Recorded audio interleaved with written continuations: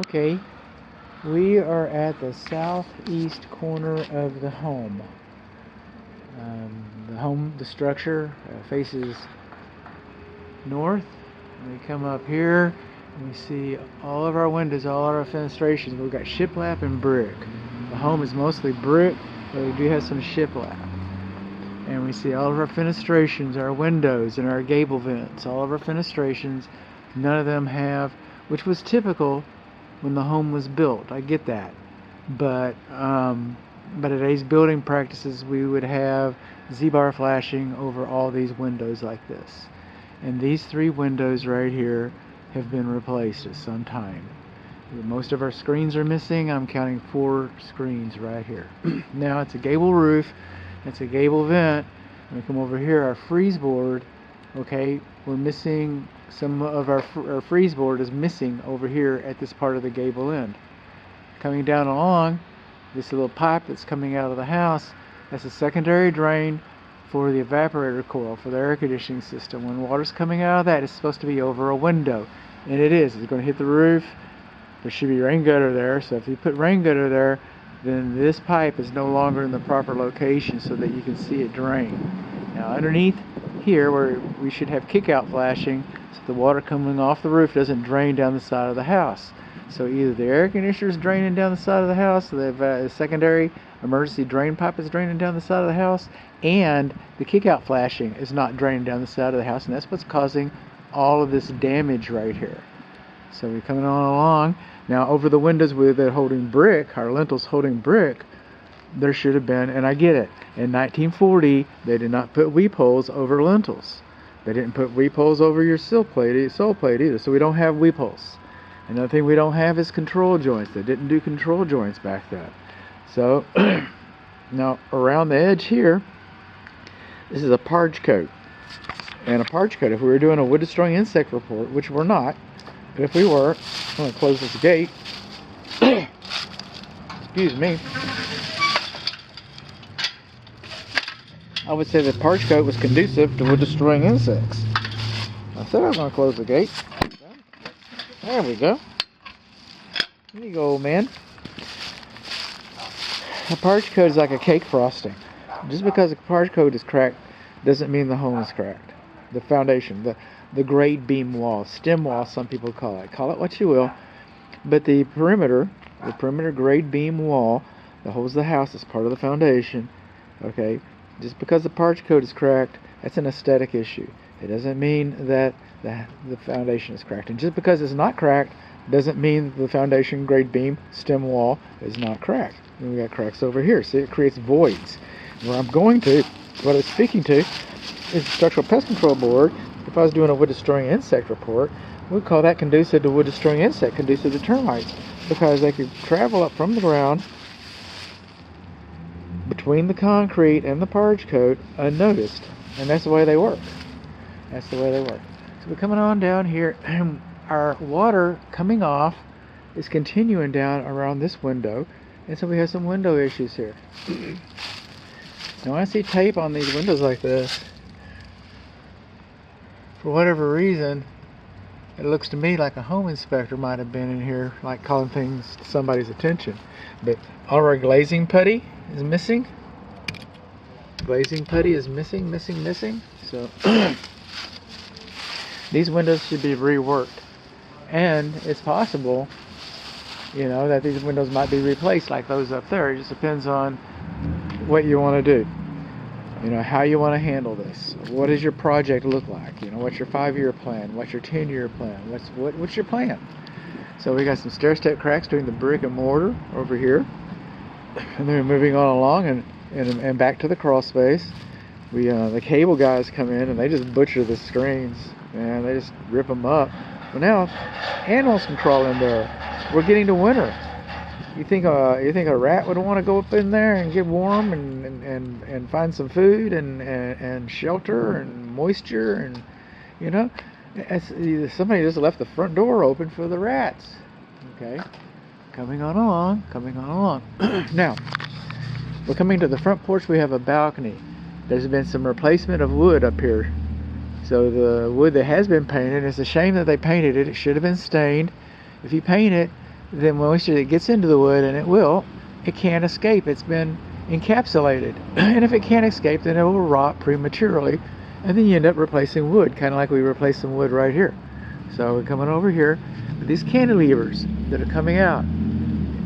I don't have any idea if they extended far enough in. This house has only been here since 1940, so we got to assume that it's been performing. But I don't know how it was engineered. I don't know if it's engineered properly. Hey, over here, if you look at our ornate railing, we'll notice a couple things about it. Is one, this beautiful diamond in there. Somebody pay extra for that. I like that. That's a design you don't see anymore. One of the reasons why you don't see it any longer is because a kid could fall through that. So now that's a safety issue. You shouldn't be able to pass a softball through any of these areas. So that's a safety issue. Another thing that you'll notice about this is that this rail is not 36 inches high or 38 inches. It's not either one of those. So your railing is too short, and you got and your guardrails have got gaps in them that are too large. And again, I can't speak to the cantilever, but you know, there we go. A tree shouldn't be closer than 25 feet to the structure. Now, obviously, this live oak has been around here a lot longer than, you know, for years and years and years. But if you look at the ground and how it's swelling, you see that? That's the roots. And the roots are pushing. See the way all this sidewalk's broken up and stuff? The roots did that. It didn't just do it on its own. And as this pushes up, okay, it's a cantilever. As this pushes up over here, then this falls. Okay, so now our steps are falling down. And it's okay for this to not be 34 inches high. Okay, because it's okay because you're not going to fall more than 72 inches. So, but all your sidewalk down here is broken up. This is all broken up, and you can see how the tree is, I could say pushed it up, but you know, you're not supposed to have more than 7 3/4 inches height differential between your steps. So they're coming all over here, and as the sidewalk is, the front porch is coming, the tree's pushing it up. It's kind of level. We can see how the patterns. We see moisture's been getting in here. It could be wind-driven moisture. And this scoring right here, these squares, there's only one reason to do that, and that's foundation piers. So, I mean, it could be for plumbing, but the plumbing is not arranged on this home in that order. So, since there's no reason to expect any plumbing to be underneath here, the only reason to expect these is that we've had some foundation repair. And moisture's getting underneath here. Again, a reasonable assumption, okay, you're probably going to have wood rot along your sole plate right along here. It happens a lot around fenestrations like doors and stuff. So there's that. And speaking of rot around fenestrations, the wood rot's coming over here. Oh, here, look at there, and you can see, you know, some organic growth growing on this. And from here, the water comes to here, it drips down to here.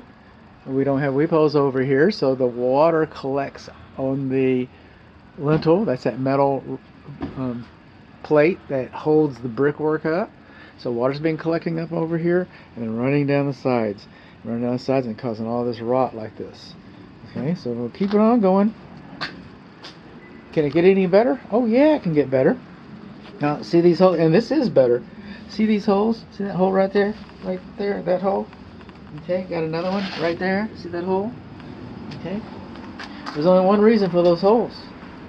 There's only one reason for those holes.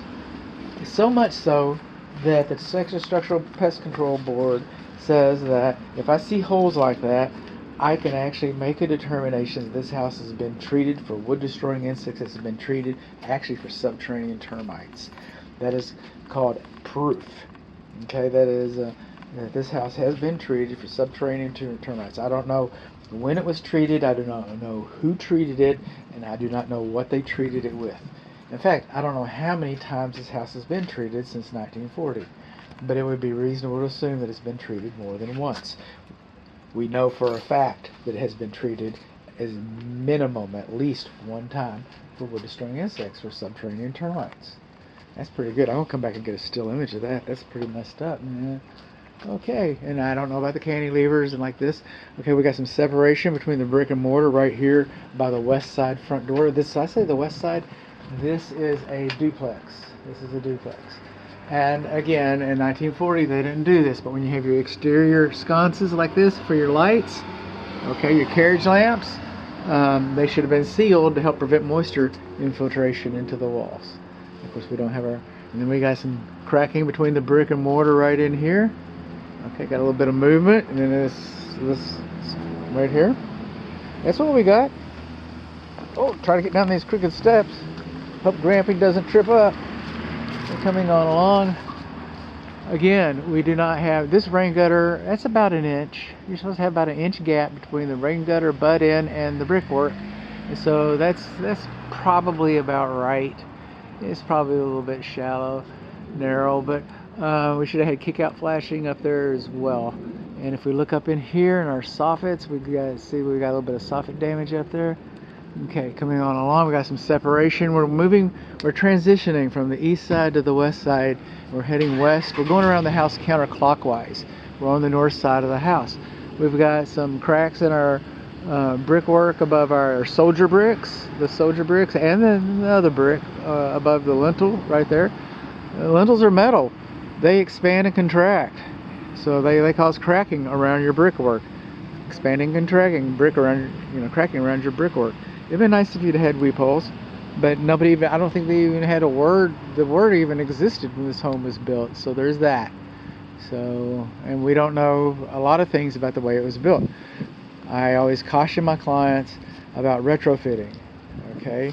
Because you want to break things more modern a lot of times, but the old ways were working. And now you got two building systems that you create a contradictory situation when you start mixing building sciences. So sometimes it's better to go back like for like. You know, it's just something to take into consideration. That's out of my wheelhouse. Home inspectors don't know stuff like that. All right, so an engineer would help you with that a little bit, especially one who specializes in historic buildings. And then we're coming over here. There's been some concern about this wood ride here, and whether it is coming up or coming down. And it's obviously coming down. We got the water coming. Doesn't mean that it's good. We got a little bit of separation on our soldier brick over here, a little bit of separation right in here on this window frame. We come along, the separation continues down here. Now we've got wood rot that is collecting over here. And these are, again, you know, the vents for the crawl space. Now this is interesting. This is why I started over in the other corner. I like to go counterclockwise regardless. The reason why I started on the other corner is because I was speaking to the broker, I was speaking to the agent, I was speaking to my client. We were all speaking, we were talking right here. We had a conversation and about that window. And but this is a clothes dryer vent. It shouldn't have a screen on it, but that is a clothes dryer vent that shouldn't have a screen on it. And so where's the other? There's laundry on both sides. Both sides have a laundry of this duplex. Where's the other clothes dryer vent? I can't see it on the other side. So if I can't get in the crawl space, we don't know that yet, but if I can't get in the crawl space, you know, if I could, you know, I would likely find that the other clothes dryer vents directly into the crawl space. And if I can't, then we're just going to make an assumption because we can't find out where it exits. Had a little bit of repair over here. We do not have kick-out flashing over here. Second verse, same as the first. We got some more windows that have been replaced. 1, 2, 3. 3 windows over here. Yeah. 3 windows replaced. All right. So the windows don't match. Sometimes you can rebuild windows if the house is, you know, architecturally significant. Some people remodel, and then sometimes if it's lacking that, you know, element, sometimes people will just scrape the lot and start over. So, but if I was preserving this structure, if that's the decision that ultimately gets made, then you know, I would have these windows, if money was no object, you know, that these windows would be rebuilt. You can rebuild existing windows. So this window's been replaced, this window's been replaced, this window's been replaced. Okay, a lot of them have been replaced. It might be better to just go ahead and replace all of them. That might be an answer too. Foliage, if it's larger around than 3 inches, larger in diameter than 3 inches, then it becomes quote unquote a tree. You know, but you get a big massive foliage like this next to the house, it's going to have the same effect as if it was a tree. This tree's too close to the house. Another thing about foliage too close to the house, okay, is carpenter ants can, you know, come off of the foliage onto the structure and then come and, you know, do their thing in this older wood. And they will. They like it. They'll just eat it up. So it's conducive to wood destroying insects. It's conducive to termites because, again, they're blind, and so they go places people can't see. They've been around longer than we have, and they'll be around a lot longer than, you know, long after we're gone. So they will survive us as a species, and because they've adapted and they know how to hide underneath the parch coat, they know how to hide in the shadows and stuff because they work with temperatures and they work with pheromones and they work, you know, they see different ways. They see the world different than we do, for sure, because we don't see them eating our house, and they like it that way. Okay, but they see themselves eating our house. So this is conducive to carpenter ants. This is also conducive to termites, wood destroying insects. Again, we got foliage too close to the house. We're going to take a hike over here, just a little bit of a hike, and this driveway is wrecked. Okay, so can you park a car on it? Obviously you can park a car on it. The car will sit right on top of this. But I mean, you're not going to fill this. It is wrecked. And then this outbuilding, simple storage only. Issues too numerous. Coming along here, we kind of see the roof up here. We can see the turbines are moving. It's heating up. See these mounds behind the house? These mounds are also an indication that we've had some foundation repair. Okay, that's less obvious. I have less of a commitment saying that, like I do on the front porch. But a lot of times when there is foundation repair, there will be mounds like this. Our steps should be dimensionally uniform, and they're not. Coming over here, we got stair-step cracks. Okay, we are at the southwest corner. We started at the southeast corner. We're going across the back of the house. We're still behind the west unit. And then coming along here, and we've got a little bit of now that's not quite knob and tube wiring, but that's bootleg wiring. We got cloth sheath cable coming in here. This is closer to the ground than 10 feet. Not your best junction right here. All this should be ripped out and redone properly. We've got cables coming to the house. It should be at least 12 feet over the ground, but we are in the city of Dallas, and the city of Dallas utilities say 10 feet. Okay, well, I am not 6 feet tall. Okay, I'm 5'7". Okay, 6, 7, 8. I do not believe that is 10 feet tall. And then we're coming on along, and we're coming down here to our drip loops, and we see that our protective sheathing over here is boogered up. It's kind of messed up right there. And on this side, this is for the east unit. For the east unit, looking over here, you see the way that cable comes up and down? That is not a drip loop. That is a reverse drip loop. Water will just roll down into the conduit, into your electrical. We've got 2 electrical load centers here. They're 200 amps each. Now these boxes and the cabinets, the load center cabinets, and the meter boxes should have been sealed on 3 sides, not 4 sides, to help prevent moisture from coming in. So, and then that should just be ripped out, man. And we come across here, we're across the south side. It gets a little more sun, dries out more. So we don't have, there's another window that's been replaced. So it dries out a little better. And so what we got here is, we don't have as much wood rot just because of the location of the structure. And over time, these things happen. And again, this step is wood to ground contact, conducive to wood destroying insects, conducive to termites. 3 steps is fine. 4 steps or more should have a handrail. Now these 3 steps that don't require a handrail, you can see they've pulled away from the structure, and the brick here is kicked out. Okay, so we've definitely had some force. Okay, coming this way. Something's collapsing, but now these steps have more than 3 degrees of pitch on them, and these steps themselves are a trip hazard. A handrail wouldn't hurt, A handrail would be good, cheap insurance, but a handrail is not necessary. Okay, coming on along. And this is right about where we started. We covered everything. Oh, I'll save that for another little video. We'll do a little video about that.